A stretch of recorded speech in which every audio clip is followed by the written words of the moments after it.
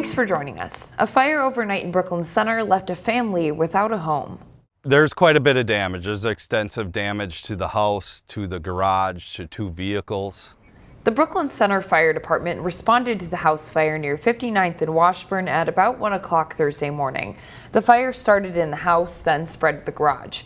There was also a downed power line that hit a van in the driveway and may have contributed to the fire. It took about 45 minutes to get the flames under control. The cause of the fire is under investigation. A family of 6 was displaced in the fire, but no one was hurt. The house was insured and the Red Cross is now helping the family. Meanwhile, Brooklyn Park police are investigating a shooting that left 1 person injured. It happened around 12:30 Thursday morning in a residential area in the 6000 block of Garwood Road. According to police, a man was standing on the sidewalk when someone got out of a vehicle and fired a single shot. The bullet struck the man in the abdomen. The vehicle then fled. As we went to air Thursday afternoon, no arrests had been made. If you happen to be playing pickleball, it's not a bad idea to have Tiffany Adams and Kate Yonka close by. Brooklyn Park police officers were dispatched to the 7700 block of 68th Avenue North, responding to the report of an adult male who had collapsed and required CPR at the indoor pickleball court. That was at Pickle in the Middle last June. Tiffany Adams and Kate Yonka, both nurses, happened to be there and rushed into action. They administered CPR and used an AED to restore the man's heartbeat. The man was discharged from the hospital that evening. For their actions, police honored Adams and Yonka this week. Police leaders say they not only saved a life, but also exemplified the true spirit of community. The 3rd annual Twin Cities West Metro Asian Fair is coming up this weekend in Plymouth. It's a big celebration of all things Asian culture. Everybody together, that vast difference in culture makes the Asian a great continent. It's happening at the Hildy Performance Center this Saturday. 10,000 people attended last year, and organizers are hoping to make it even bigger this year. We want to promote togetherness, friendship, celebration.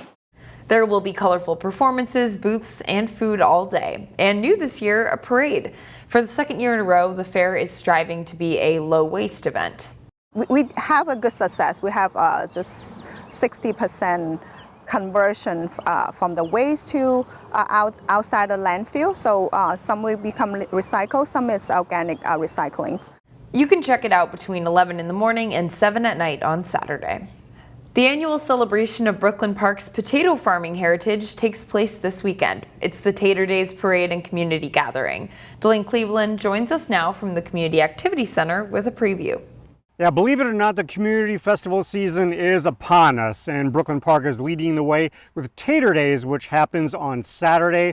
Joining me now to talk more about that is Stephen Batcher from the city's Parks and Recreation Department. So we're at the Community Activity Center, and this is where many of the activities will be taking place. So tell us about what's happening this weekend. Yeah, absolutely. So Tater Daze, so the community gathering part is happening here at the Community Activity Center. It's going to be happening on the lawn, but we've got free inflatables, we've got live music, the Northwest Food Truck Festival, so tons of activities. So yeah, come on down for that. That's 12 to 4 on Saturday, and then before that's the parade.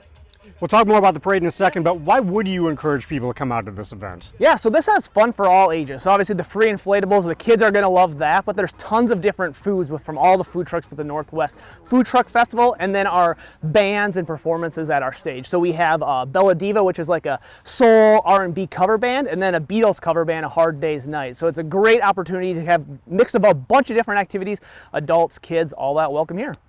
I know a lot of work goes into planning an event like this. When it finally gets here, I mean, how much fun is it for you guys to finally hold this event? Yeah, it's one of those events where you talked about a lot of hard work. I don't do a lot of that back end stuff. That's a lot of my teammates back here behind us that work here. But we just love seeing the community come out. So that really gets us through all that hard work that we put into it. We get to love to see the joy, the smiles on the community faces as they're out here enjoying all the activities. Now, Stephen, you mentioned the parade. That is not happening here. What do you want folks to know about the parade on Saturday? Yeah, so that starts at 10 o'clock. So it's over by the North Fire Station, so not too far from here. So come on out. You can park at St. Gerard Church or at the Noble Sports Park complex. So, and then you can walk down, and like you said, parade, great, over 70 different vendors and stuff will be out there, including Bluey. So the kids are going to love that. Blue, everyone loves Bluey. Exactly. All right, thank you, Stephen. So speaking of the parade, I will be a part of the parade on Saturday. So if you happen to come out, be sure to say hello. I'll be driving the CCX News truck. Reporting in Brooklyn Park, Delane Cleveland, CCX News. How can we better connect with nature? Fair School Crystal has an answer to that question. What we're standing in right now will be our Dragon Den. It's our outdoor classroom kind of amphitheater with a view right there of Gulkey Pond, an important watershed for our community. Assistant Principal Jennifer Holtgrew gave CCX News a tour of what's planned for the school. Currently unused space will be transformed into community garden and outdoor classroom, where students and neighbors can plant pollinator flowers and grow vegetables. The idea for the project began years ago. A partnership with the nonprofit Trust for Public Land helped make it happen.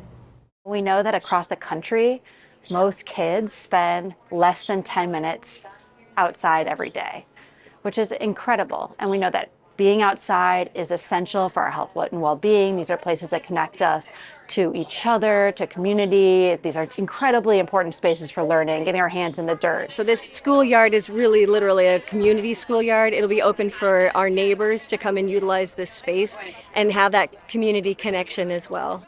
The school hopes to celebrate completing the project by the end of the summer.